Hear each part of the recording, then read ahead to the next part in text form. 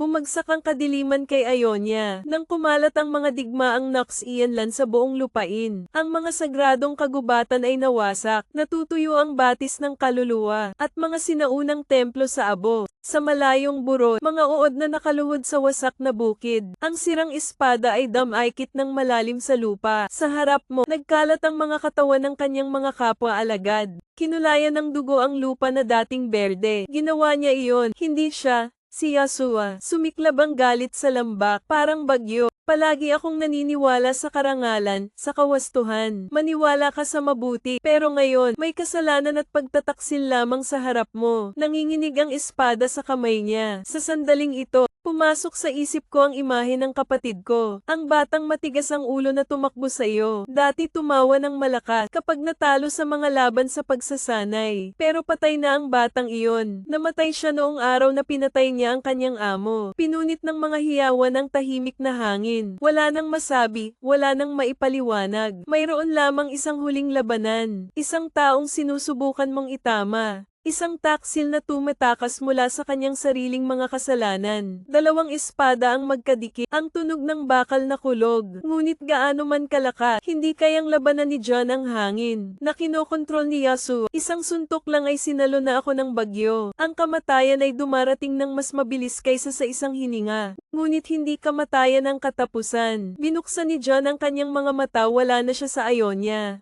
Sa harap mo ay isang anino na nakatayo doon. Mataas na malaking distortion na may napakalaking ngiti at pulang dugong espada. Isang halimaw na hindi pa nakita ni John. Pero matagal na itong nasa isip ko. Natalo ka ng 7. Umaalingaw-ngaw ang tawa sa dilim. Hinigpitan ni John ang kamay. Ngunit sa pagkakataong ito ay hindi ko na hinawakan ang aking espada. Siya mismo ang may hawak ng espada ng halimaw. At magbawas ka, hindi ka binitawan ng dilim. Iminulat ni John ang kanyang mga mata, nakatayo siya sa gitna ng madilim na kagubatan. Kung saan ang mga anino ng puno ay baluktot na parang masasamang kamay. Tumataas mula sa lupa, ang kumikislap na liwanag mula sa soulfire, umaaligid sa paligid, upang lumikha ng isang eksena na parehong pinagmumultuhan at makulimlim. Hinawakan ko ang kamay ko sa mukha ko, isang makinis na hilang mask na hindi maalis. Kinagat ni Zoom ang kanyang mga ngipin habang sinusubukang bunutin ito sa kanyang mukha.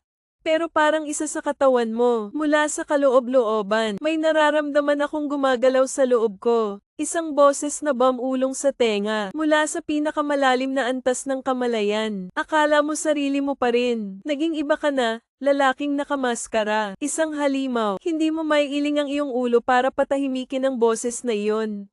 Tumingin-tingin ako sa paligid, ang tahimik na kagubatan, pero alam kong hindi walang laman ang lugar na ito. Ang iyong instincts ay nagsasabi sa iyo na may nanunood. Ang mga anino na nagtatago sa gitna ng mga puno, ang mga pulang mata na nakatago sa malalim na ulap, mga nilalang na nangangaso ng mga kaluluwa, na parasitiko sa mga negatibong emosyon, upang mapangalagaan ang kanilang kapangyarihan. Hinawakan ng pulang espada sa kanyang kamay. Kahit na hindi ito armas na ginamit mo, pero kapag hawak mo, ramdam na ramdam ko ang pulso ng aking kaluluwa. Ito ay isang bagong ngunit mapanganib na kapangyarihan. Biglang lumabas ang isang itim na anino mula sa hamog. Isang entity na may baluktot na hugis, may mahabang kuko, at ang kanyang mukha ay kulubat sa kawalan ng pag-asa. Sumisigaw ito ng malakas na tenga. Papalapit ito kay John sa napakabilis na bilis. Sa isang segundo, itinaas ni John ang kanyang espada sa gilid. Hinahasa ang pulang tinted na espada sa pamamagitan ng katawan ng halimaw. Umalingaw-ngaw ang isang alulong, at ang mga arkan ay gumuho sa mga piraso ng kadiliman. Natunaw sa hangin, ngunit hindi pa natukoy. Isa pang boses ang nagmula sa likuran. Iyan ay mahusay. Ngunit sigurado ka, hindi ako isa sa kanila. Walang nanginginig sa paligid. Sa harap mo, may isang lalaking nakamaskara na nakatayo doon. Nakasuot ng itim na damit. Sa kanyang kamay, hawak niya ang isang payat na espada. At sa likod niya ay isang maputlang lilang usok. Bumuo ng hugis ng mga baluktot na kaluluwa. Sino ka? Tanong ni John sa mahina at alertong boses. Bahagyang itinagilid ng lalaki ang kanyang ulo. Isang katulad mo, isang lalaking nakamaskara ang nakatayo. Tumutulo pa rin ang pulang espada sa kamay ko. Ayak lang ang kaluluwa ko, ngunit bakit mas alerto ka? Hindi ito ang mga labi ng halimaw. Yung lalaking nasa harap mo, ang estranghero ay nakasuot ng itim na damit, mukha na nakatago sa likod ng isang plain white mask. Dalawang matalas na mata lang, na parang sa bawat iniisip, isang katulad ko, napapikit siya sa malamig na boses. Tama, tumawa siya, narinig mo rin naman di ba? Ang tunog ng maskara sa iyong mukha, na ikayam ni John ang espada. Hindi ko alam kung ano ang sinasabi mo.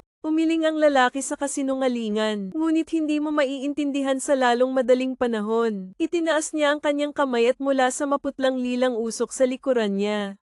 Isang dilim ng hangin ang tumataas, bumuo ng isang silweta. Anja Trang ay struggling sa kawalan ng pag-asa. Hindi ito sumisigaw o umaatake tulad ng ibang mga demonyo. Nanginginig lang na parang nilalamon mula sa loob. Dang nakasimango, hindi niya pinatay ang Asia.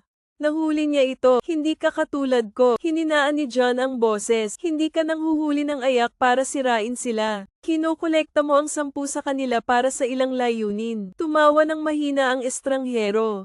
Hindi naman tayo magkaiba. Ang tunog ng kanyang pangalan ay bumulaga kay John. Kilala mo ako, syempre. Ang iyong pangalan ay umaalingaw sa mundo ng mga espiritu. Parang sumpa, isang namatay ngunit hindi nagpahinga. Isang nagpapakilalang mangangaso ng demonyo. Ngunit hindi namalayan iyon. Siya mismo ay nilalamon ng dyablo. Dahan-daang kumislap ang mga mata sa mapanganib na sinag. Wala tayong panahon para makinig sa kalokohan. Tumawa siya ng malakas kaya diretso na tayo sa punto. Isang hakbang pasulong siya, umiikot na parang gusto kitang tulungan John. Tulungan mo ako, tamang dulang, nangangaso ka ng arakang, tama ba? Pero alam mo ba, may isang uri ng arakang, mas malakas kaysa sa mga nakaharap mo. Ang mga demonyo ay hindi lamang kumakain ng negatibong emosyon, ngunit kontrolin din at manipulahin ang mga ito. Mga nilalang na maaaring magwasak ng kaluluwa, nang hindi ito hinahawakan. Natahimik si John, nagpatuloy ang estranghero. Sa tingin mo, pinagtawanan ka ng demonyo noong namatay ka. Normal na page lang Asia Sao. Ang kanyang mga salita ay nagpalamig kay John. Tumatakbo kasama ang gulugod. Ano ang alam mo tungkol dito? Bumaba ang boses ni Juan. Alam ko ang pangalan niya. Nakangiting ikinulong ni John ang kanyang kamao. Sa lahat ng oras, ikaw ay nangangaso para sa mga arachnid. Subukang lipulin ang mga ito, at tuklasin ang pagkakakilanlan ng halimaw. Natawa ako sa katawan mo. Kung alam niya talaga, tiningnan ng estranghero si John sa mata. Boses bilang imbitasyon mula sa kaibuturan. Sumama ka sa akin at dadalhin kita sa katotohanan. Tinitigan ni John ang estranghero sa kanyang harapan. Ang espasyo sa pagitan ninyong dalawa ay nagyelo. Tanging hangin lang ang humahampas sa mga puno. Spirits of fire na kumikislap sa kagubatan. Sumasayaw sa dilim parang ang mga tahimik na saksi. Alam mo talaga ang pangalan nito? Tanong ni John sa mahinang boses. Itinagilid ng estranghero ang kanyang ulo. Mga mata sa likod ng maskara. Parang pinagmamasdan ng pinakamaliit na galaw ni John. Pero hindi ko ibibigay sa'yo ng libre. Hindi nagulat si John. Hindi siya tanga. Hindi rin mabuting tao. Anong gusto mo? The stranger clasped his hands behind his back. Bumaba ang boses niya. Isang hamon. Nang matapos siya, biglang nagdilim ang espasyo sa paligid ni John. Hindi pa tapos ang dilim. Nilulunok nito ang lahat. Wala na ang mga puno. Ang lupa ay naging isang walang katapusang kailaliman. Walang natira maliban sa kanya at kay John. Tapos may lumabas na boses. Ang iyong galit ay apoy. Ngunit maaari ba itong masunog? Ang dilim sa puso mo. Mula sa kadiliman ng kalawakan ay nagsimulang bumukas ang mga pulang mata. 10,000, ang mga baluktot na anino, ang mga madilim na nilalang ay gumagapang sa labas ng kalawakan. Lahat sila ay may baluktot ng ngiti sa kanilang mga mukha. Isang rakang ngunit, hindi ito tulad ng maliliit na demonyo na hinarap ni John. Hindi sila nagmamadaling umatake kaagad. Nakatayo sila doon na umiikot sa dilim. Bulong ng mga salitang hindi. Sino ang nakakaintindi? Ang mga bulong ay gumagapang sa ulo ng dayami. 7 ang natalo mo. Pinagtaksilan mo ang iyong pamilya. Pinatay mo ang iyong mga kapatid. Namatay ka sa ilalim ng espada ni Yahshua. Bawat salita, parang matutulis na talam na tumatagos sa isip ni John. Kinuyam niya ang kanyang espada at kinagat ang kanyang mga ngipin. Hindi ito katotohanan. Ito ay isang psikolohikal na laro, isang mental na bitag. Nakakita na ako ng mga demonyong ganito dati. Ayaw kumain ng tako, kaya mo ba silang patayin? Malamig na umalingaw-ngaw ang boses ng estranghero. Pumikit si John at huminga ng malalim. Pagmulat ko ng mata ko, may pulang glow sa pupils ko. Hindi natin sila kailangang patayin. Sabi mo sa steady voice, kailangan lang nating tandaan kung sino tayo. Hinampas niya ang kanyang espada at pinunit ang gabi. Lumiwanag ang pulang-pula na liwanag mula sa landsword. Nagwawalis sa arakang. Tumili at tumili ang mga nilalang. Ito ay lumiit at naglaho na parang hindi umiral. Sa isang kisap mata, ang kadiliman ay umuurong at ang kagubatan ay bumalik sa dati nitong anyo.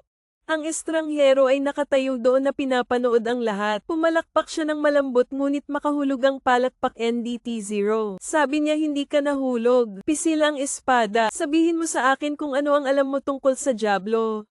Natahimik sandali ang estranghero at saka siya tumawa. Ang pangalan nito ay Puro Hangin. Parang ang gabi mismo ang nagpipigil ng hininga. Napatingin ng diretso si John sa lalaking nakamaskara. Ang mga mata ay kasing talas ng espada sa leeg. Sabihin mo, marahan na tumawa ang estranghero. Kumikislap ang mga mata sa tuwa. Dahan-dahan niyang itinaas ang kamay. Yung puting maskara sa mukha ko. Dahan-daang tinapak ito ng 3 beses. Bulong niya sa pangalan niya at tumigil siya. Hindi dahil sa ayaw niyang magsalita, kundi dahil hindi niya kaya. The moment na malapit nang lumabas ang pangalan sa labi niya, gumuho ang espasyo, ang kagubatan na parang dinudurog ng di nakikitang puwersa. Sumipol ang hangin, tulad ng sigaw ng libu-libong sinumpa ang kaluluwa. Dumidilim na ang langit, ang mga itim na alon na gamulong mula sa wala hanggang sa wala. Ang pulang espada sa kanyang kamay ay gumuhit ng isang maliwanag na linya.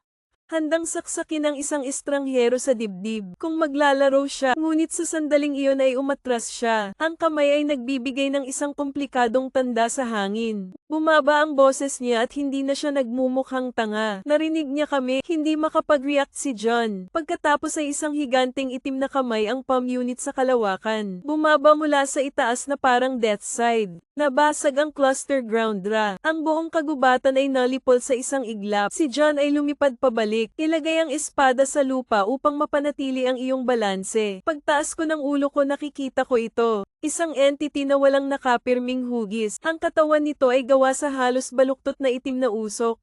Laging nagbabago, laging umiikot. Ang tanging mukha na umiiral ay isang pangit na maskara. May ngiti na puno ng pangungutya. Hindi nito sinasabi, ngunit umalingaw sa kanyang isipan ang kanyang pagtawa. Yan ang tawa. Narinig ang tawa ng mamatay ang buwan. Hinihigpitan ng kanyang dibdib ang kanyang tuyong lalamunan. Heto na, natawa ang Diablo sa pagkamatay mo. Hinigpitan ng estranghero na nakatayo sa tabi ni John ang kanyang kamay at mabilis na nagsalita. Hindi ka sapat para talunin siya. Kung gusto mong mabuhay ngayon, iisa lang ang paraan. Hindi inalis ni John ang tingin sa kung ano ang halimaw na nasa harapan niya.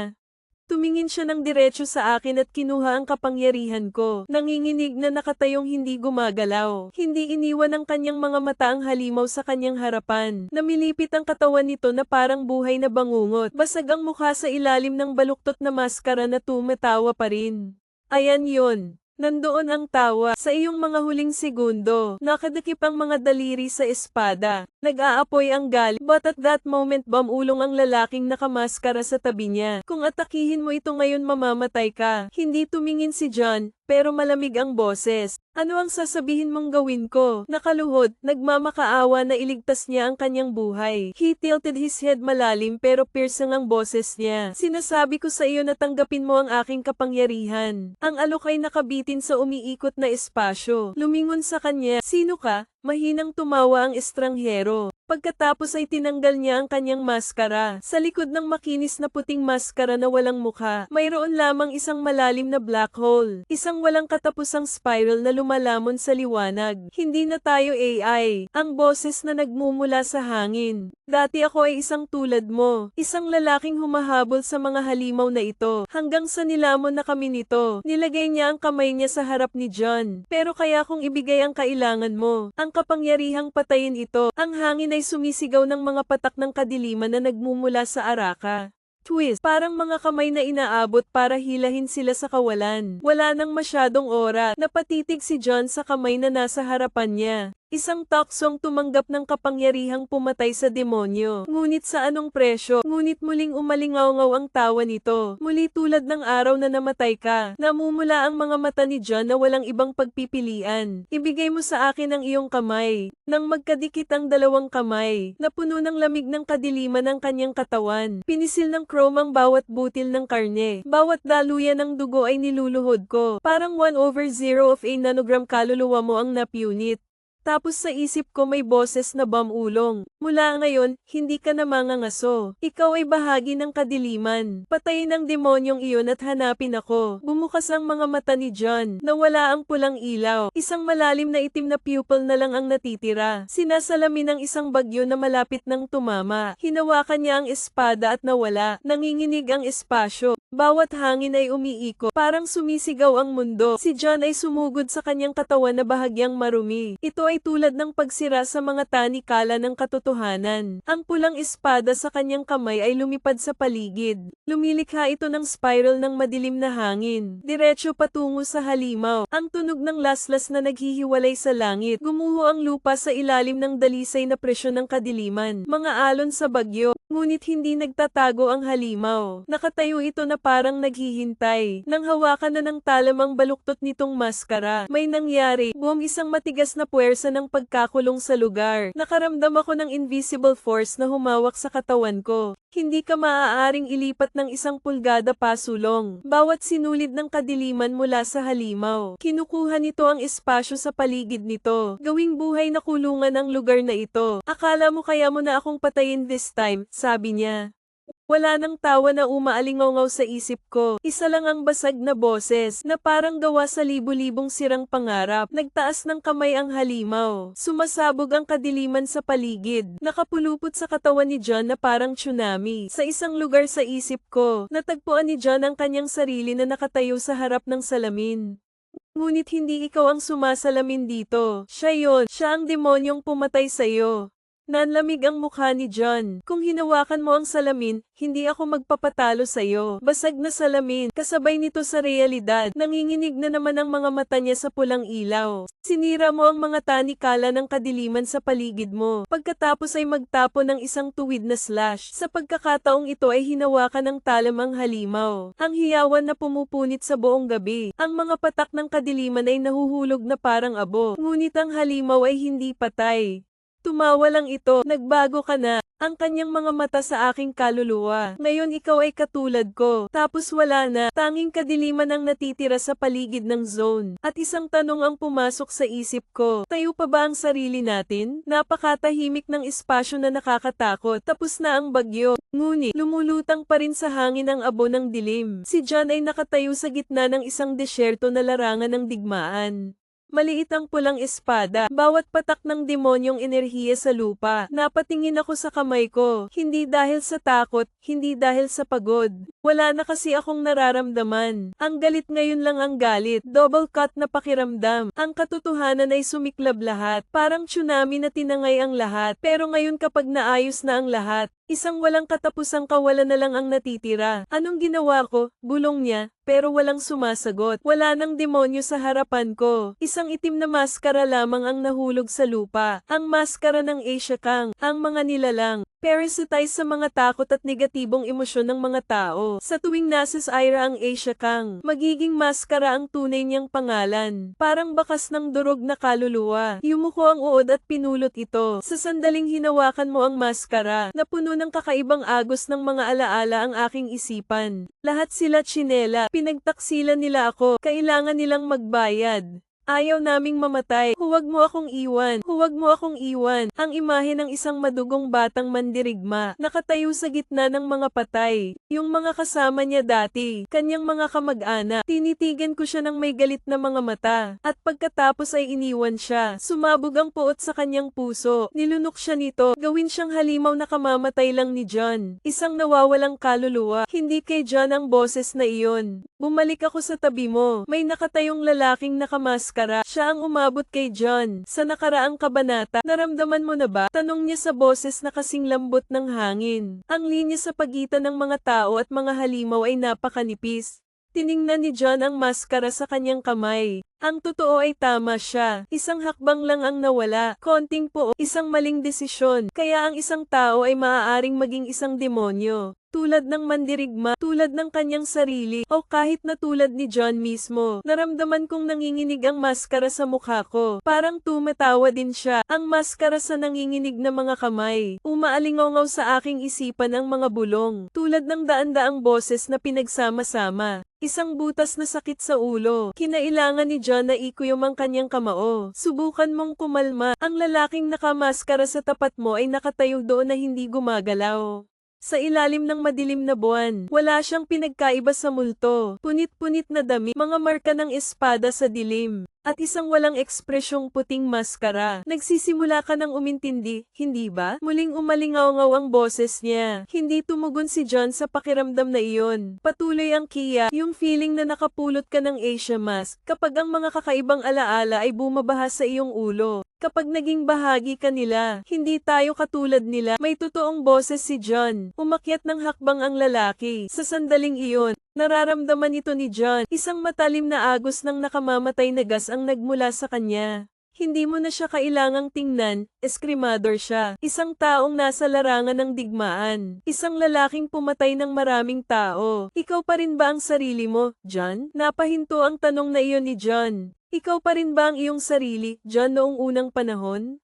Isang kapatid, isang mandirigma na nagtatanggol sa kanyang sariling bayan. Namatay siya sa ilalim ng espada ni Yasuo. Ano ang natitira ngayon? Isang hunter arcan, isang isinumpang nilalang. Isang multo ng iyong sarili, tumahimik ka. Ayaw nang isipin ni Jun. Nagmamadali ka. Dumiretso ang pulang espada sa lalaking nakamaskara. Sa espada ni John ay tumigil. Yung nakasuot ng maskara hawak ang suntok gamit ang mga kamay.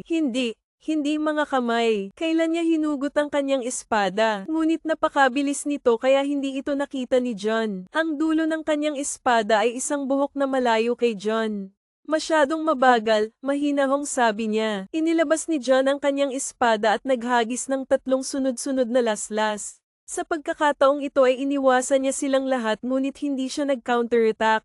Nakatayo lang siya habang nakatingin kay John. Parang may hinihintay. Isang nakakagulat na galit ang sumiklab kay John. Buong lakas niyang nilaslas ang pinakamalakas na espada. Sa pagkakataong ito ay hindi na siya nakatakas. Nagtaas siya ng kamay. Hayaang maputol ang talam ni John sa kanyang maskara. Jack, naputol ang maskara sa kalahati at nang mahulog ito. Bakas ang mukha niya. Ang maskara ay nabasag sa mga piraso na nahuhulog sa lupa. Bahagyang ipinikit ni John ang kanyang mga mata. Hindi siya estranghero. Ang lalaking nasa harap ni John, parang lumabas sa bangungo, maputlang bala, na parang hindi na ito pag-aari ng mundo ng mga tao. Sinasalamin ng kanyang pulang-pula na mga mata ang malamig na buwan. Isang mahabang peklat na dumadaloy mula sa noo hanggang sa pisngi. Parang hiwa ng nakaraan na hindi naghihilom. Ngunit ano ang nagpatigil kay John? Hindi yung mga marka sa mukha niya. Ito ay pamilyar. Sino ka? Nakangiti ng mahina. Nakalimutan mo na ako, Saozom. Yung boses na yon, parang alaala. Inilibing sa abo ng panahon.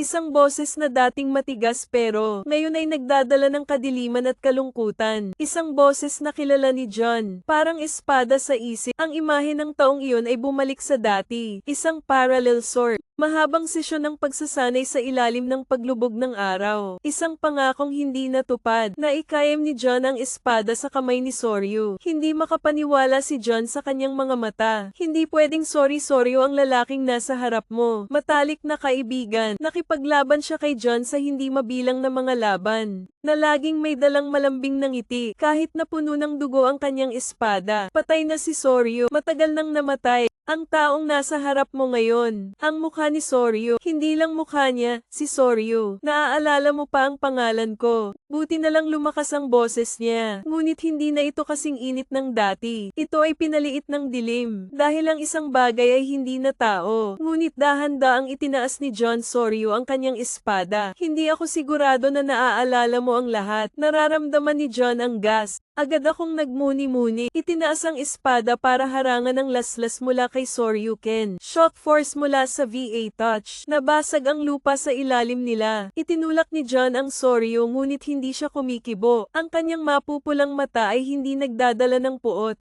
Ito ang 7 pag-asa. Ikaw ay mahina. Hindi sumagot si John. Tumingin siya ng diretso kay Soryu para hanapin ang sagot. Patay ka. Sinabi ni John na nakita namin ito ng aming mga mata. Tumawa si Soryu at namatay. Oo, yumuko siya. Kinuha ang isang maskara ng ayak mula sa lupa. Ngunit hindi kamatayan ang katapusan, di ba, John? Namatay ka rin minsan. Naiintindihan mo na ikayam ni John ang kanyang espada. Nilamon din ng dilim si Soryu. Siya rin ay naging isang bagay na hindi na tao. O mas delikado pa siya kaysa sa iba. Isang malamig na hangin ang umiihip sa pagitan ng dalawang matandang magkaibigan. Ang puwang ay tila na puno ng isang bangin. Hindi makalusot. Itinutok ni Soryu ang kanyang espada kay John. Tatanungin ko ulit si John. Naaalala mo ba talaga ako? Alalahanin mo ang ating pinagdaanan. O naaalala mo lang ang version ko na gusto mong paniwalaan? Hindi sumagot si John dahil hindi siya sigurado sa sarili niya. Umiihip ang hangin sa pamamagitan ng pagdadala ng lamig ng gabi. Dalawang lalaking nakatayo sa tapat ng isa't isa. Ang espada ay nakaturo ng diretso sa kalaban. Hindi maitatanggi ni John ang katotohanang nasa harapan niya. Buhay pa si Soryu, ngunit hindi na siya ang dating tao. Anong gusto mo? Nagsalita si John sa mahinang boses. Soryu ngiti, pero napakaraming unpredictable sa ngiti na iyon. Gusto kong maalala mo, alalahanin mo ang totoong nangyari. Sa sandaling iyon ay dumating ang sakit, parang di nakikitang espada na tumusok sa isip. Bakas ang mga alaala na hindi na sigurado si John ay totoo. O lumilitaw ang virtual na imahe ng Soryu. Hindi yung taong nasa harap mo ngayon. Ito ang Soryu ng nakaraan. 2 taong magkasamang nakatayo sa ilalim ng puno ng cherry. Noong payapa pa ang mundo. John, balang araw aalis tayo sa lugar na ito. Tayo ang magiging pinakamalakas na eskrimador. Isang pamilyar na boses. Isang pangakong hindi maaalala ni John na nakalimutan. Ngunit ang susunod na larawan ay ang dugo ay apoy. Ito ay isang sigaw sa kawalan ng pag-asa. Ay ang kanyang sariling espada na tinusok sa Soryu. Ay humang dilat na mga mata. Imposible naman. Huminga siya ng malalim at nakakuyom ang kamay niya sa espada niya. Nasaksihan ko ng sarili kong mga mata ang pagkamatay ni Soryu. Ikaw mismo ang pumatay kay Soryu. Ano ang taong nasa harap mo? Nakatingin lang sa kanya si Soryu, kasing talas ng kutsilyo ang mapupulang mata. Naalala mo ba si Ra? Pinatay kita. Bulong ni John sa kanyang boses na hindi makapaniwala. Hindi ang sarili ko. Umiling si Soryu. Hindi mo ako pinatay, John. Pinagtaksilan mo ako. Sa sandaling iyon ay wala akong ibang narinig. Isang nakabaon na katotohanan ay binaligtad lamang. Pero totoo ba talaga? O ito ba ay isang psikolohikal na laro lamang? Naramdaman ni John na bumibigat ang kanyang hininga. Ang mga alaala na akala ko ay nakabaon na. Biglang tumaa. Parang halimaw nakakalabas lang sa mga tanikala nito. Nakita ko ang sarili kong pinapatay si Soryu. Ngunit si Soryu ay nakatayo sa kanyang harapan na may pulang mata. May boses na puno ng panghuhusga. Hindi yan ang totoo, pinagtaksilan kita. Tumingin ng diretso si John kay Soryu sa mahinang boses. Dahan-daang naglakad si Soryu papunta sa akin. Ang espada sa kanyang kamay ay pumutok sa mahinang tunog. Parang may binubulong. Naisip mo na ba, bakit nasira ang alaala mo? Dahan-daang kinuyam ang espada. Nagtataka ako noon. Napakalabo ng pagkamatay ni Soryu noong gabing iyon. Parang nabura ang isang parte ko. Sino ang gumawa niyan? Umaasa si Juan Pito na ang kanyang mga mata ay mas matalas kaysa dati. Mahinang tumawa si Soryu. Malalaman mo sa lalong madaling panahon. Pero bago mo makuha ang sagot, itinaas niya ang kanyang espada hanggang sa itinutok ito kay John. Gusto kong makita kung karapat-dapat kang maalala. Humanda ka, John. Maglalaban tayo. Wala nang salita. Tanging angal lang ng hangin. Ang lamig ng hangin sa pagitan ng dalawang lalaki. Itinutok ni Soryu ang kanyang espada kay John. Hindi nagpatinag ang mapupulang mata niya. Hindi umatras si John. Hindi ko alam kung ano ang totoo, kung ano ang kasinungalingan.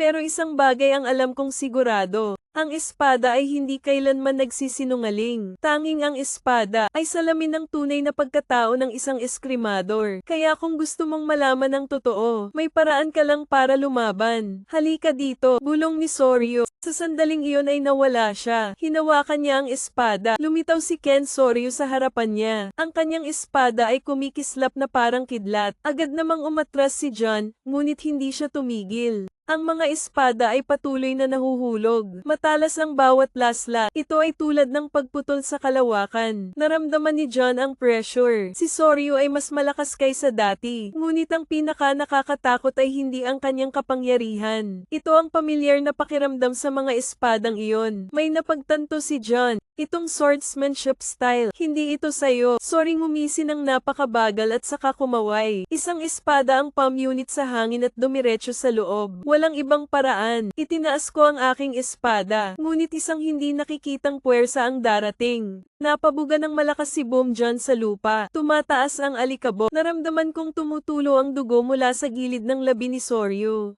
Mula sa hakbang hanggang sa kanyang espada ay mahinang lumipad. Parang humihinga. Nagsisimula ka ng mapagtanto, hindi ba? Nalinlang ka. Kinagat ni John ang kanyang mga ngipin habang sinusubukang tumayo. Hindi ko alam kung sino ang humadlang sa alaala ko. Hindi ko alam kung ano ba talaga ang pinagdaanan ni Soryu. Pero isang bagay ang sigurado ako. Ano man ang katotohanan, malalaman natin sa ating sarili. Naikayam ko ang aking espada. Ang kanyang mga mata ay kumikinang sa malamig na sinag ng liwanag.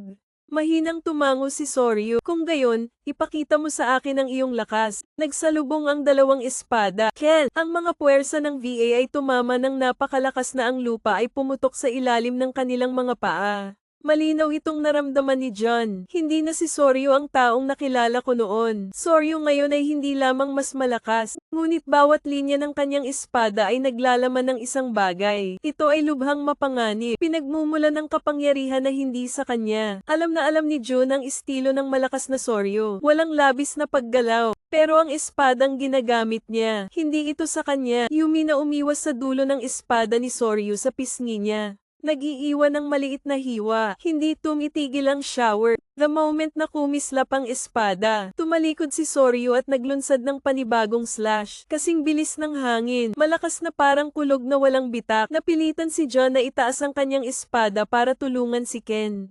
Bumabalik ang pressure. I-slide mo ako sa lupa. Alam mo ba yon, John? Nagtaas ng boses si Soryu na kasing lamig pa rin ng yelo ang kanyang mga mata. Ito ay hindi lamang ang aking kapangyarihan. Inangat ni John ang kanyang ulo na may mabigat na hininga. Alam ko na yan dati. Ang espada ni Soryu ay isang bagay na pamilyar. Ito ay hindi kanya. Ito ay Edsuma.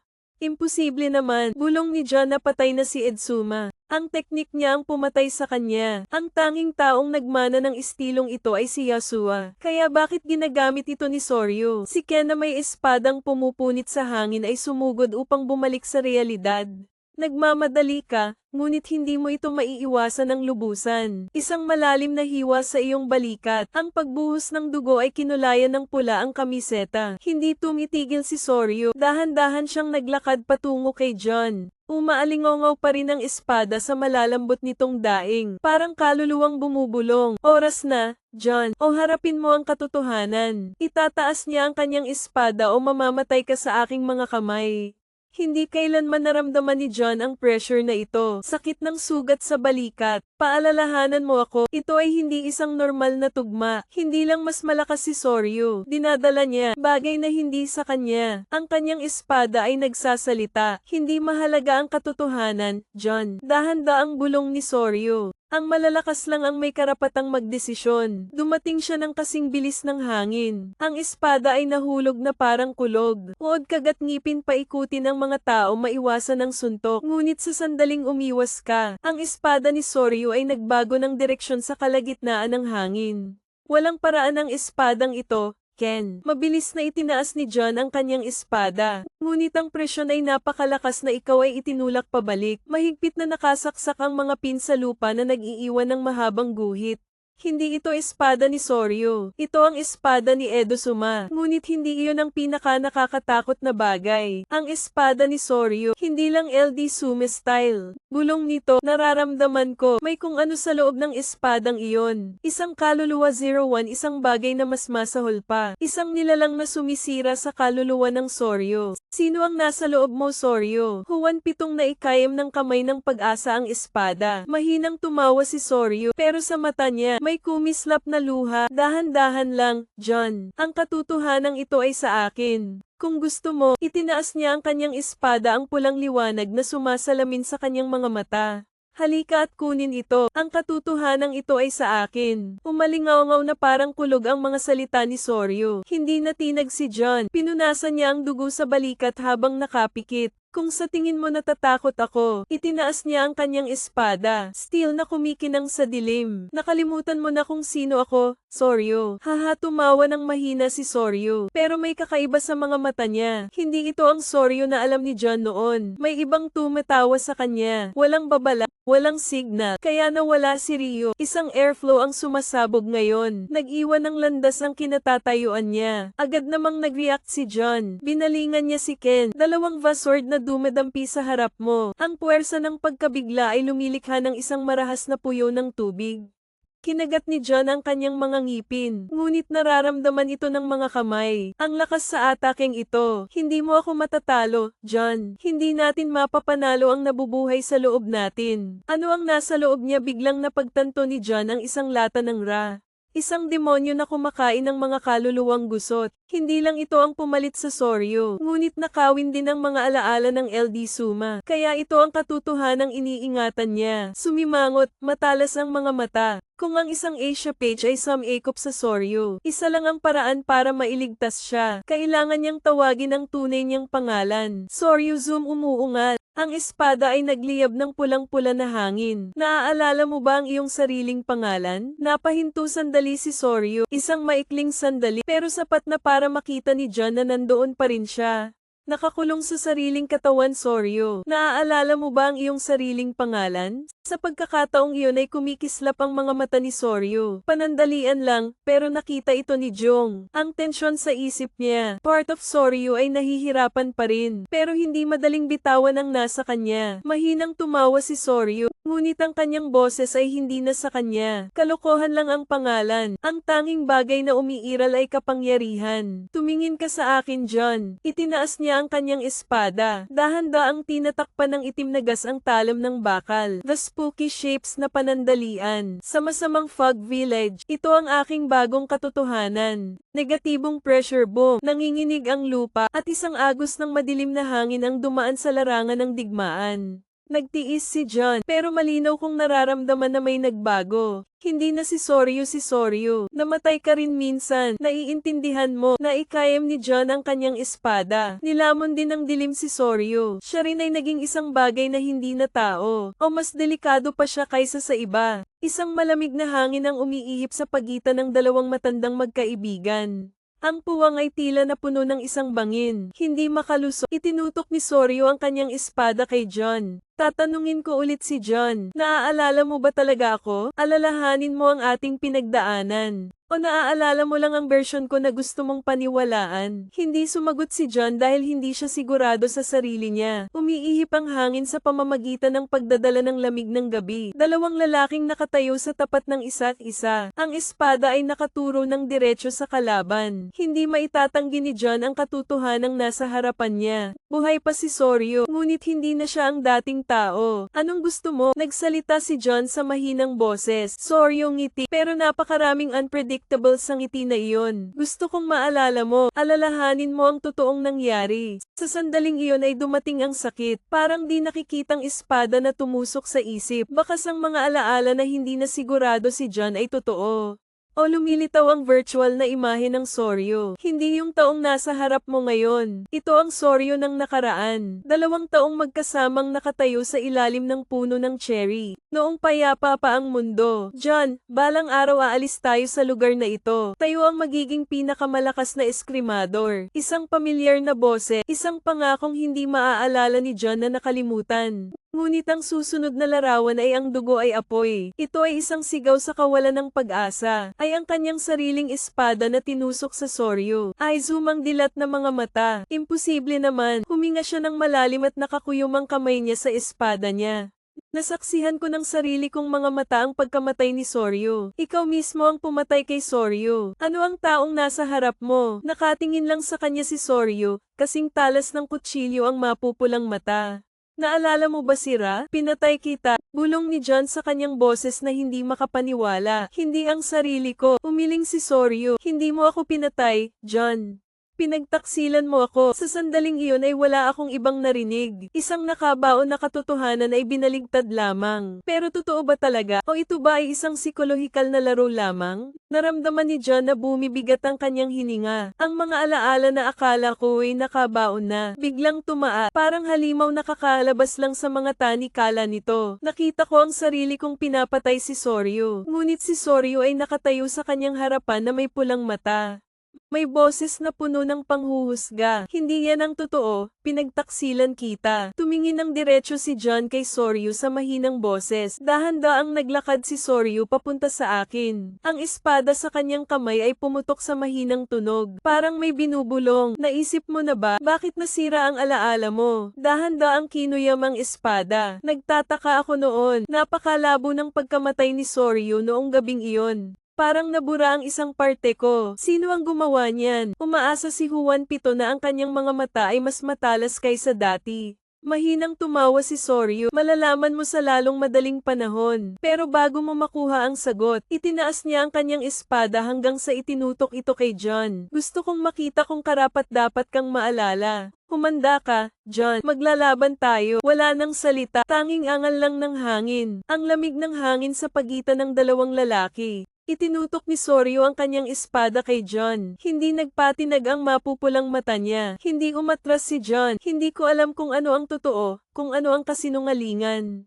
Pero isang bagay ang alam kong sigurado. Ang espada ay hindi kailanman nagsisinungaling. Tanging ang espada ay salamin ng tunay na pagkatao ng isang eskrimador. Kaya kung gusto mong malaman ang totoo, may paraan ka lang para lumaban. Halika dito, bulong ni Soryu. Sa sandaling iyon ay nawala siya. Hinawakan niya ang espada. Lumitaw si Ken Soryu sa harapan niya. Ang kanyang espada ay kumikislap na parang kidlat. Agad namang umatras si John, ngunit hindi siya tumigil. Ang mga espada ay patuloy na nahuhulog. Matalas ang bawat lasla. Ito ay tulad ng pagputol sa kalawakan. Naramdaman ni John ang pressure. Si Soryu ay mas malakas kaysa dati. Ngunit ang pinaka nakakatakot ay hindi ang kanyang kapangyarihan. Ito ang pamilyar na pakiramdam sa mga espadang iyon. May napagtanto si John. Itong swordsmanship style, hindi ito sayo. Sorry, ngumisi ng napakabagal at saka kumaway. Isang espada ang palm unit sa hangin at dumiretso sa loob. Walang ibang paraan. Itinaas ko ang aking espada. Ngunit isang hindi nakikitang puwersa ang darating. Napabuga ng malakas si Boom John sa lupa. Tumataas ang alikabok. Naramdaman kong tumutulo ang dugo mula sa gilid ng labi ni Soryu. Mula sa hakbang hanggang sa kanyang espada ay mahinang lumipad. Parang humihinga. Nagsisimula ka ng mapagtanto, hindi ba? Nalinlang ka. Kinagat ni John ang kanyang mga ngipin habang sinusubukang tumayo. Hindi ko alam kung sino ang humadlang sa alaala ko. Hindi ko alam kung ano ba talaga ang pinagdaanan ni Soryu. Pero isang bagay ang sigurado ako. Ano man ang katotohanan, malalaman natin sa ating sarili. Naikayam ko ang aking espada. Ang kanyang mga mata ay kumikinang sa malamig na sinag ng liwanag. Mahinang tumango si Soryu. Kung gayon, ipakita mo sa akin ang iyong lakas. Nagsalubong ang dalawang espada. Ken, ang mga puwersa ng VA ay tumama ng napakalakas na ang lupa ay pumutok sa ilalim ng kanilang mga paa. Malinaw itong naramdaman ni John. Hindi na si Soryu ang taong nakilala ko noon. Soryu ngayon ay hindi lamang mas malakas, ngunit bawat linya ng kanyang espada ay naglalaman ng isang bagay. Ito ay lubhang mapanganib. Pinagmumulan ng kapangyarihan na hindi sa kanya. Alam na alam ni Jun ang estilo ng malakas na Soryu. Walang labis na paggalaw. Pero ang espadang ginagamit niya, hindi ito sa kanya. Yumi na umiwas sa dulo ng espada ni Soryu sa pisngi niya. Nag-iiwan ng maliit na hiwa. Hindi tumitigil ang shower. The moment na kumislap ang espada, tumalikod si Soryu at naglunsad ng panibagong slash. Kasing bilis ng hangin, malakas na parang kulog na walang bitak. Napilitan si John na itaas ang kanyang espada para tulungan si Ken. Bumabalik ang pressure. I-slide mo ako sa lupa. Alam mo ba yon, John? Nagtaas ng boses si Soryu na kasing lamig pa rin ng yelo ang kanyang mga mata.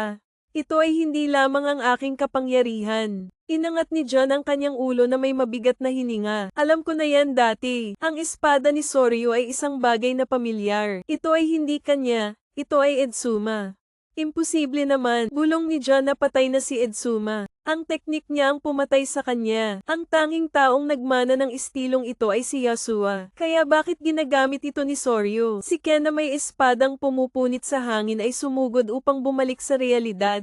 Nagmamadali ka, ngunit hindi mo ito maiiwasan ng lubusan. Isang malalim na hiwa sa iyong balikat. Ang pagbuhos ng dugo ay kinulayan ng pula ang kamiseta. Hindi tumitigil si Soryu. Dahan-dahan siyang naglakad patungo kay John. Umaalingaw pa rin ang espada sa malalambot nitong daing. Parang kaluluwang bumubulong. Oras na, John. O harapin mo ang katotohanan. Itataas niya ang kanyang espada o mamamatay ka sa aking mga kamay. Hindi kailanman naramdaman ni John ang pressure na ito. Sakit ng sugat sa balikat. Paalalahanan mo ako, ito ay hindi isang normal na tugma. Hindi lang mas malakas si Soryu. Dinadala niya, bagay na hindi sa kanya. Ang kanyang espada ay nagsasalita. Hindi mahalaga ang katotohanan, John. Dahan-daang bulong ni Soryu. Ang malalakas lang ang may karapatang magdesisyon. Dumating siya ng kasing bilis ng hangin. Ang espada ay nahulog na parang kulog. Uod kagat ngipin paikutin ng mga tao maiwasan ang suntok. Ngunit sa sandaling umiwas ka, ang espada ni Soryu ay nagbago ng direksyon sa kalagitnaan ng hangin. Walang paraan ang espadang ito, Ken. Mabilis na itinaas ni John ang kanyang espada. Ngunit ang presyon ay napakalakas na ikaw ay itinulak pabalik. Mahigpit na nakasaksak ang mga pin sa lupa na nag-iiwan ng mahabang guhit. Hindi ito espada ni Soryu. Ito ang espada ni Edosuma. Ngunit hindi iyon ang pinaka-nakakatakot na bagay. Ang espada ni Soryu, hindi lang LD Sume style. Bulong nito, nararamdaman ko, may kung ano sa loob ng espadang iyon. Isang kaluluwa 01, isang bagay na mas masahol pa. Isang nilalang na sumisira sa kaluluwa ng Soryu. Sino ang nasa loob mo, Soryu? Huwan pitong naikayam ng kamay ng pag-asa ang espada. Mahinang tumawa si Soryu, pero sa mata niya, may kumislap na luha. Dahan-dahan lang, John. Ang katotohanan ito ay sa akin. Kung gusto mo, itinaas niya ang kanyang espada ang pulang liwanag na sumasalamin sa kanyang mga mata.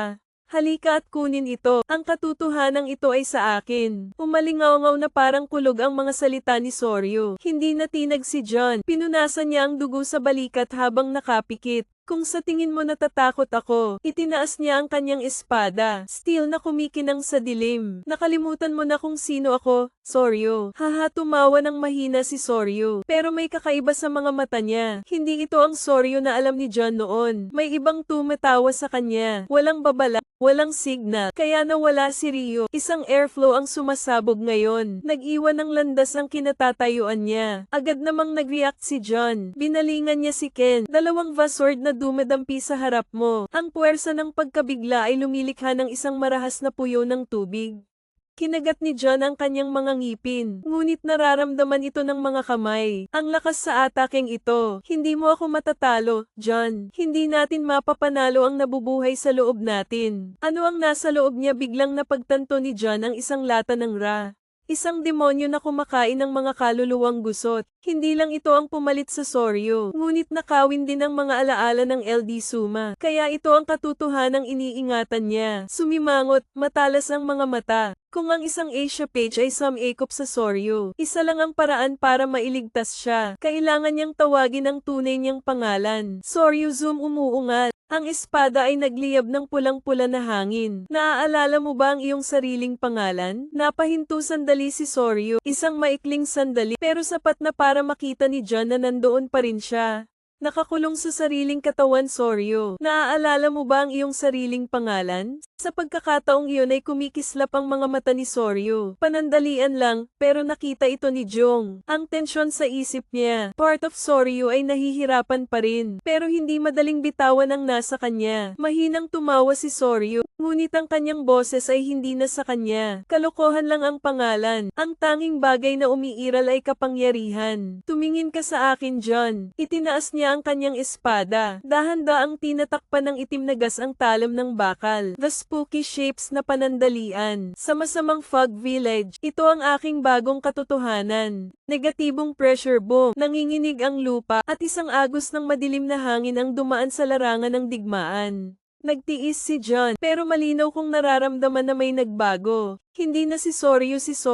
Nanginginig si Soryu. Ang mga bakas ng ayaan ay hindi pa tuluyang nawala. Umiling siya habang sinusubukang itaas ang boses. Tinatawag kanyang John Nose. Sagot ni John. Isang malalim na boses na parang espadang umaalingaw sa kabibi nito. Parang sarado ang espasyo. Ito ay hindi dahil sa pagkakaroon ng isang entity. Ito ay dahil sa isang bagay na mas nakakatakot. Isang paanyaya mula sa kadiliman mismo. Biglang umihip ang malakas na hangin. Sa mga bulong na umaalingaw sa hangin. Tumawid sa linya at malalaman mo ang katotohanan. Bahagyang yumanig ang lupa sa ilalim ng mga paa ni John. Parang may gumagalaw mula sa kailaliman. Isang gate ang bumubuka. Hawakan ang espada sa iyong kamay. Naiintindihan ko na hindi ito isang bitag. Ito ay isang pagkakataon. Isang pagkakataon upang malaman kung sino ang nagmamanipula nito. Ara kang para maunawaan ang entity na tumawag sa iyong pangalan. Lumapit si Yasuo sa kanyang maingat na tingin. Gusto mo talaga siyang sundan. Bumaba ang tingin niya sa maskara sa mukha niya. Kamakaway pa ito. Tapos tumingin ako sa steady eyes. Wala tayong ibang pagpipilian. Hindi na naghintay. Humakbang si John. At nilalamon ka ng dilim. Binalot ng kadiliman si Juan na parang walang katapusang kalaliman. Para lamunin ka, may liwanag, walang gravity. May nakakasakal lang na pakiramdam. At umaalingaw sa aking isipan ang mga bulong. Pinili mo ang landas na ito. Muling umalingaw ang boses na iyon. Ngunit sa pagkakataong ito ay mas malapit na. Gamitin ang clench ng espada. Naninigas ang katawan kapag nakikilala ang dilim. Walang laman ang paligid. Ang malabong mga hugis na lumilitaw. Lumilitaw ang daan-daan o libo-libong mga deformed na mukha. Walang laman ang mga mata nila pero pinagmamasdan ka. Eirakang ang mga nawawalang kaluluwa. Mga entity na humahabol sa mga negatibong emosyon. Pero hindi ko pa sila nakitang nagkukumpulan ng ganito. Biglang lumitaw ang lupa sa ilalim ng iyong mga paa. Ang nakapalibot na espasyo ay nabago. Mula sa wala hanggang sa isang pamilyar na lugar. Isang kagubatan. Hindi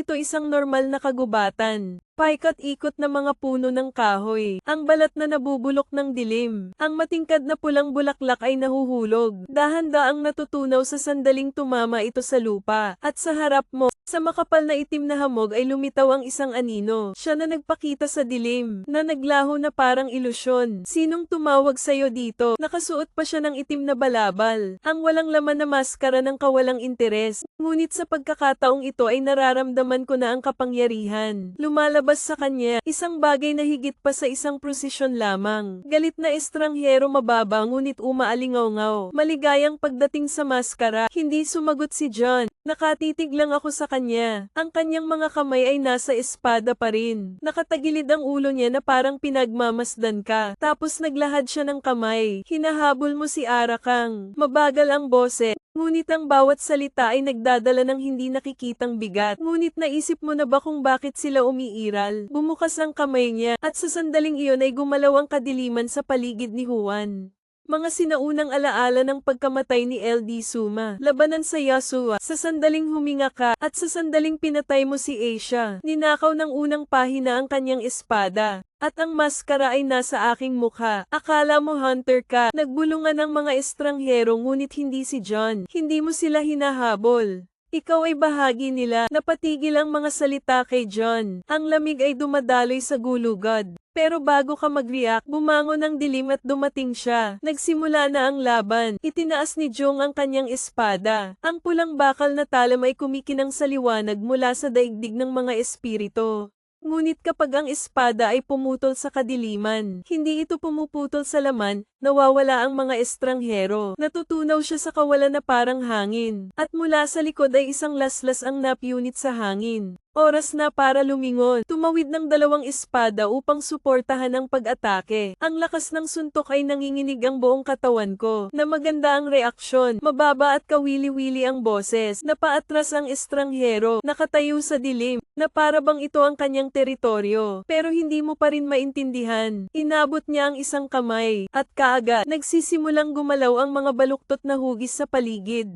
Eira ay maaaring mag-grow ng 10 hindi daan-daan. Gumagapang sila palabas ng dilim. Nagunat ang mga halimaw na katawan. Malapad na bibig na may matatalas ng ngipin. Maliwanag ang kanilang mga mata. Hindi dahil sa pagnanasa, kundi dahil sa takot. Napagtanto ni June na agad silang hindi gumagana. Nanginginig sila, at saka ko naintindihan, hindi sila natatakot kay John. Natatakot sila sa kanya. Tumawa ng mahina ang estranghero na para bang nababasa niya ang nasa isip ni John.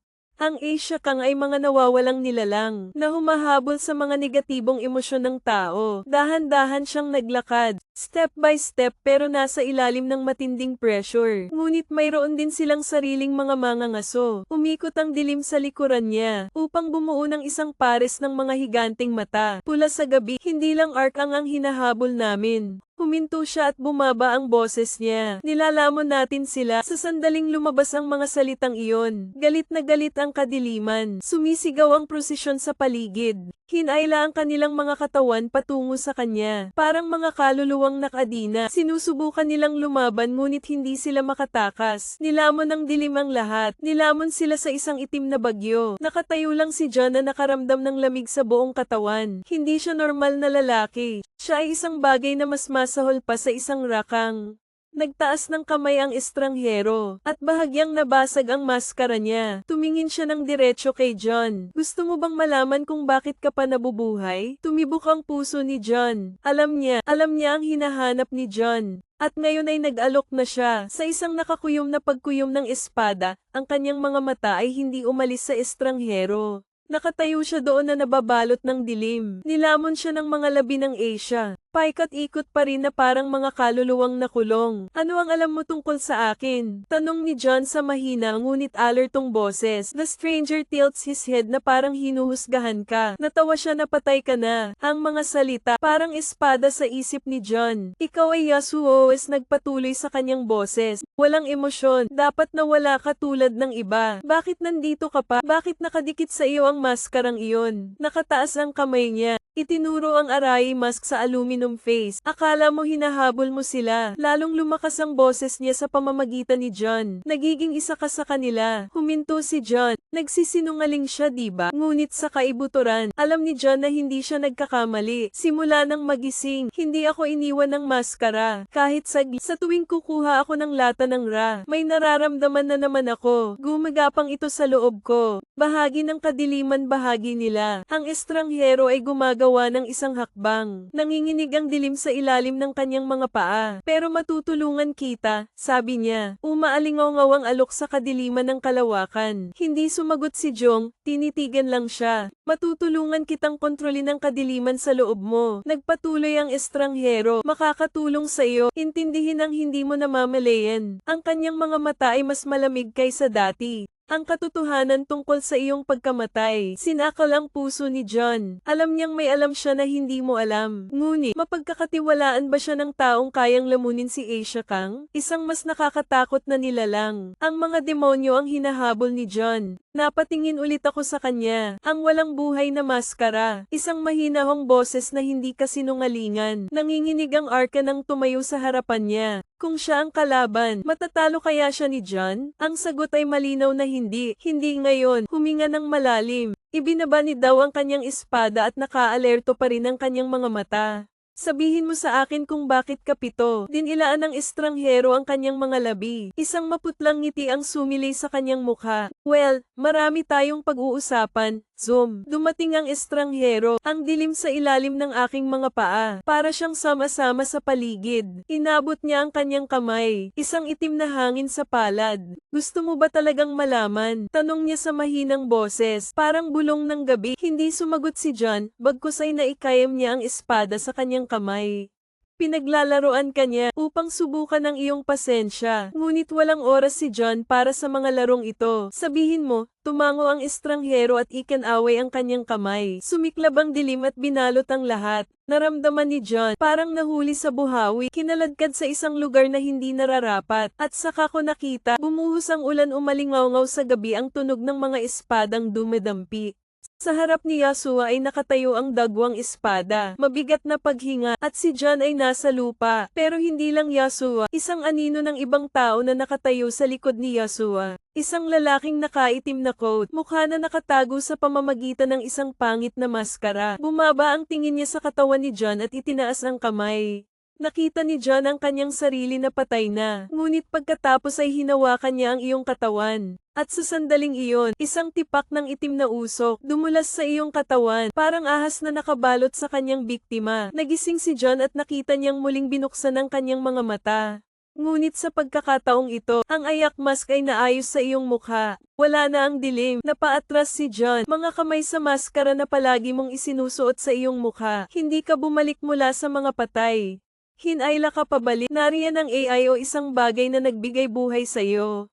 Ang estranghero ay nakatayo doon na mahinahong nakatingin sa akin. Naiintindihan mo na ba ngayon? Hindi sumagot si John. Isang nagbabagang galit ang sumiklab sa aking puso. Sino ang gumawa nito sa iyo? Sino ang nagpabalik sa iyo? Para sampain ka sa ganitong forma. Naikayam niya ang kanyang espada at tumingin ng diretso sa estranghero. Alam mo kung sino siya, isang mahinang ngiti sa labi ng estranghero. Alam kong nakatalikod siya. Ang tanong ay, malakas ka ba para harapin ang katotohanan? Malakas na hangin ang umiihip. Sundin ang mga pulang dahon na kamakawi sa gabi. Tumayo si John. Umiikot pa rin ang isip ko pagkatapos ng nakita ko. Isang lalaking nagtatago ng mukha. Isang maruming kamay na humila sa akin pabalik mula sa mga patay.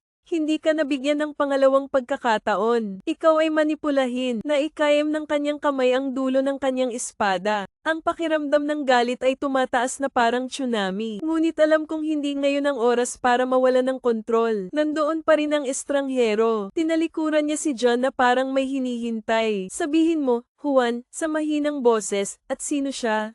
Tumawa ang estranghero, isang tawa na kasing lamig ng yelo. Hindi mahalaga ang kanyang pangalan. Ibinaling niya ang kanyang mga mata sa isang maliwanag na pulang ilaw.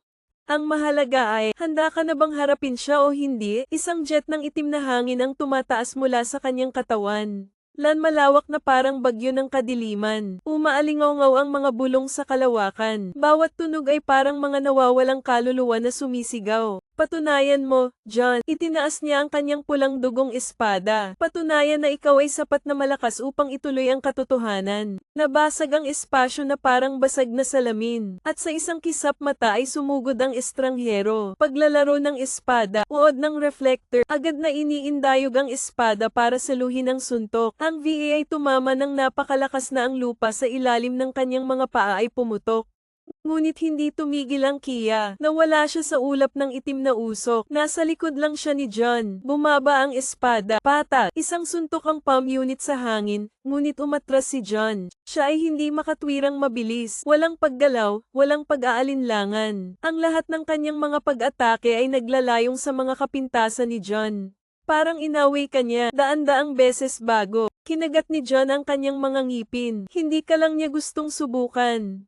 Gusto kanyang patayin, tapos hindi ako magkokompromiso. Huminga ng malalim. Ilagay ang iyong kamay sa maskara. Isang malamig na daloy ng hangin ang dumadaloy sa iyong gulugod. The Ark ang inyong sumisigaw. Pakiramdam ko ay gaman at lumakas ang katawan ko. Biglang naging malinaw ang mga galaw ng kalaban. Parang bumagal ang oras. Nang dumating muli ang estranghero ay handa na si Juan. Red at blue blades VA hinawakan sa isang kidlat bagyo. Morning magsisimula na talaga ang laban. Nagniningning ang langit sa pamamagitan ng mga spark na lumalabas sa laban. Bawat espada ay pinupunit ang hangin na nanginginig sa lupa. Paggawa ng malalim na hiwa sa malamig na bato. Itinulak ni John ang kanyang kalaban sa isang kisap mata. The stranger glides sa likod. Hindi nagbago ang pulang mata. Hindi nagpapakita ng emosyon. Ito ay tulad ng isang maliit na pagsubok para sa kanya. Mabuti yan. Tumango siya sa tahimik na boses. Pero ang bagal mo pa rin. Walang oras si John para tumugon. Nawala agad siya. Grabe ang bilis. Hindi ito makita ni John. Mararamdaman lang niya. Isang malapit na hangin na nagmumula sa likuran. Ang iyong instincts ay nagsasabi sa iyo na lumiko. Paalang na slash sword, espada ng kalaban, isang hairline lang mula sa leeg mo. Ngunit ito ay tumigil sa oras. Mabilis talaga. Kinagat ni John ang kanyang mga ngipin. I-slide ang iyong mga paa pabalik upang iunat ang distansya. Ang estranghero ay hindi lamang nakatayo doon. Ang kanyang mga kamay ay nasa espada pa rin. Isang nakamamatay na katahimikan ng bomb alat sa espasyo. As if naghihintay siya ng move from John. Naiintindihan ni John na hindi ito isang labanan sa kapangyarihan. Ito ay isang digmaan sa pagitan ng mga espada. Napapikit ako saglit. Hayaang umihip ang hangin sa iyong buhok. Espada sa gabay na kamay. Nang imulat ko ang aking mga mata, muling nagbago ang aking kalooban. This time ikaw ang una. Nawala si John sa kanyang orihinal na posisyon. Sa isang tibok ng puso, lumapit ka sa estranghero. Ang espada ay umindayog na parang kidlat. Ang itim na anino ay lumipad ng makitid. Hindi tumigil si John. Tumalikod siya at inihagis ang pangalawang slash, ang ikatlo at ikaapat. Lahat ng paraan, lahat ng espada ay nagdadala ng malamig na hangin ng isang mandirigma. Wala nang pag-aalinlangan, mahinang sumimangot ang estranghero, kaya pa niyang umiwa. Pero this time hindi na siya kasing galing ng dati. Nakita ko ito at napangiti ako. Walang babala, inilagay ko ang lahat ng aking lakas sa isang huling suntok. Ang espada ay pumuputol sa kalawakan. Sinasabayan ng marahas na aypoypo. Mga estranghero na nakasuot ng espada. Ngunit ang pagpindot na ito ay hindi tulad ng huling pagkakataon. Isang malaking pressure ang bumuhos sa kanyang mga kamay. Pilitin siyang umatras ng ilang hakbang. Sa unang pagkakataon sa isang laban, nawalan siya ng balanse. Sinamantala ni John ang pagkakataon. Nagmamadali ka, itinutok ng espada ang tanging puwang na inihayag ng kalaban. Ngunit ikaw ay nakulong. Lumakas ang boses ng estranghero. Bago palang sumabog ang isang jet ng itim na gas mula sa kanya.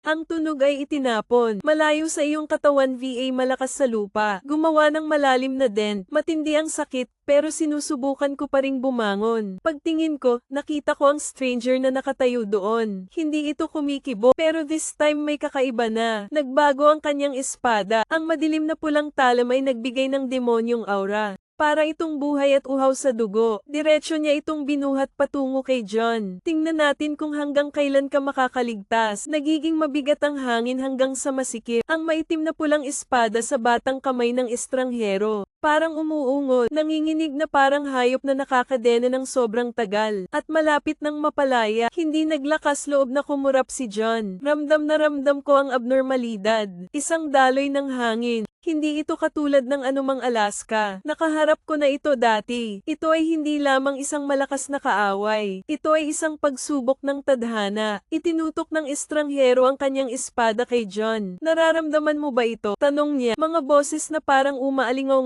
mula sa malayong dimensyon. Hindi sumagot si John. Kinuyam lang niya ang kanyang espada. Hindi mo kailangang malaman kung sino ang nasa harap mo. Bakit kanya gustong ipaglaban? Ang alam ko lang kung mabibigo ako mamamatay ako, at hindi ako pwedeng mamatay. Huwag ngayon. Isang jet ng itim na hangin ang umagos mula sa pulang espada. Nakahagis kay John na parang malakas na hangin. Hinampas ko ang espada ko para tumigil. Ngunit sa sandaling dumampi ang iyong espada, isang kakaibang puwersa ang agad na kumukuha sa kanyang kapangyarihan. May sumusubok na lamunin ka. Natamba ang boses ni John. Gamulong-gulong ka sa hangin. Bago lumapag sa isang tuhod, mabigat na paghinga. Ngunit hindi ka bibigyan ng mga estranghero ng oras upang makabawi. Nagpakita siya sa harap ni John. Ang talam ay umindayog pababa na parang kulog. Kinagat ni John ang kanyang mga ngipin. Lagyan ng kaunting puwersa ang iyong binti at tumalon pabalik. Makitid na iniiwasan. Ngunit sa sandaling mapunta ka, lumilitaw ang isang hindi nakikitang hiwa sa iyong kamiseta. May lumabas na malamig na pawis sa noo ko. Iniwasan na niya ang suntok ngunit inatake pa rin siya. Tumawa ang estranghero. Hindi mo pa rin maintindihan kung bakit. Ang espada ko, ito ay hindi lamang limitado sa pisikal na pag-atake. Itinaas niya ang kanyang espada at itinuro si John. Ang talam na ito ay hindi lamang pumuputol ng laman. Pinutol nito ang kaluluwa. Kinilig si John sa kaluluwa. Kung gayon, kahit na maaari mong iwasan, maaari kanyang saktan sa ibang paraan. Pagkatapos ay ibinulong ko ang aking mga mata ng mas matalas kaysa dati. Kung gayon hindi natin kailangang magmadali. Mukhang nag-freeze ang space sa isang sandali at pagkatapos ay ang dalawang anino ay bumagsak sa isa't isa sa hindi kapani-pani walang bilis.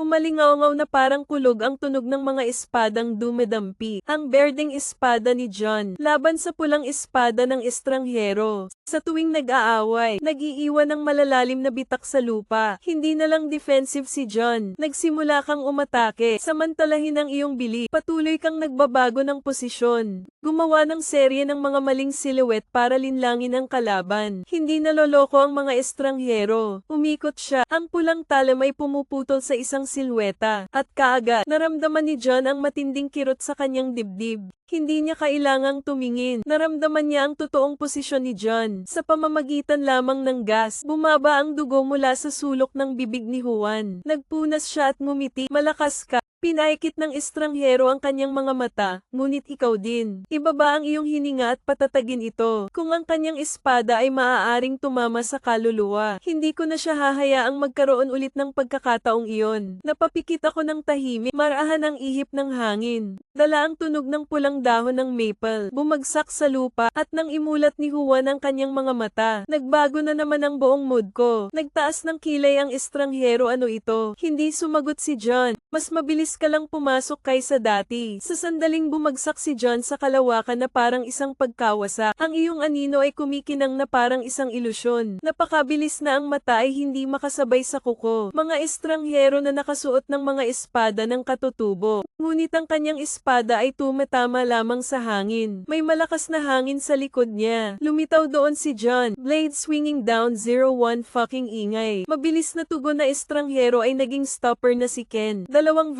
blades magkasama, lumilikha ng shockwave, lumilipad ang mga bato sa paligid. Pero sa pagkakataong ito ay hindi na siya agad nakalaban. Dahil sa sandaling harangan mo ang suntok, naramdaman niya ang malamig na agos ng hangin na dumadaloy sa kanyang gulugod. Hindi lang tumagos sa katawan ng suntok ni John. Pinutol nito ang kanyang kaluluwa. Huminto ang estranghero, sakit sa dibdib, parang may binubunot sa katawan. Kinagat niya ang kanyang mga ngipin. Ngunit sa sandaling iyon ay nawala muli si John. Isa pang espada ang nakadikit mula sa kaliwa. Pagkatapos ay isa mula sa kanan at isa mula sa likod. Si John ay nasa lahat ng dako. Sinusubukan ng mga estranghero na abutin. Ngunit sa tuwing dumadampi ang espada ni John, pakiramdam niya ay inaalis ang kanyang kapangyarihan. Unti-unti, goddamn it, nagngangalit siya, namumula ang mata sa galit. May kailangan siyang gawin kaagad. Isang haligi ng itim na gas ang sumabog mula sa kanyang katawan.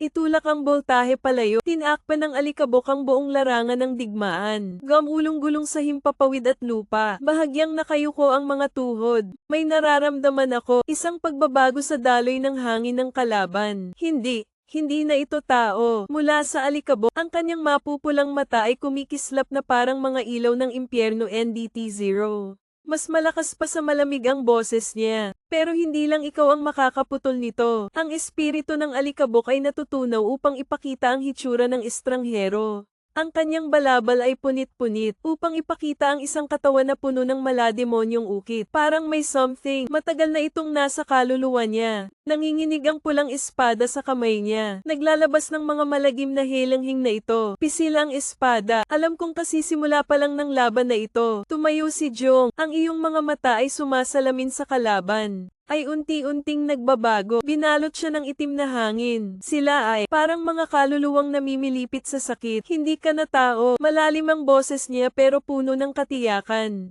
Tao, tumawa ang estranghero, baluktot na tawa na parang umaalingaw mula sa underworld. Hindi mahalaga ang kahulugan na iyon. Kapag ang kapangyarihan ang nagtatakda ng lahat, bigla siyang nawala. Hindi na nagulat si John. Nararamdaman ko, bumunot siya ng pulang espada na parang dugo. Dumiretso sa iyo mula sa kaliwa. Lumingon si John para pigilan si Ken. Ngunit kaagad, isa pang espada ang lumitaw mula sa likuran. Tinutukan niya ang likod ng iyong ulo. Ang dalawang espada ay walang oras para mag-isip. Ang matalim na talam ay dumausdos malapit sa kanyang leeg na pinuputol ang ilang buhok. Mabilis talaga, ngunit hindi sa oras upang kontrahin ang pag-atake ay lumitaw ang isa pang anino. Hindi lang isang kalaban. Out of the darkness, iba pang entity ang umuusbong. Pangit na silweta, mga mata na kumikinang, mga kaluluwang napiunit ngunit may hawak pa ring mga espada. Hindi siya lumalaban mag-isa. Siya ay nagdadala ng hukbo ng mga kaluluwa. Dead Network zoom back, mabilis tingnan. Ang mga nilalang na ito ay hugis mandirigma, ngunit ang kanilang mga kaluluwa ay ikinulong ng estranghero.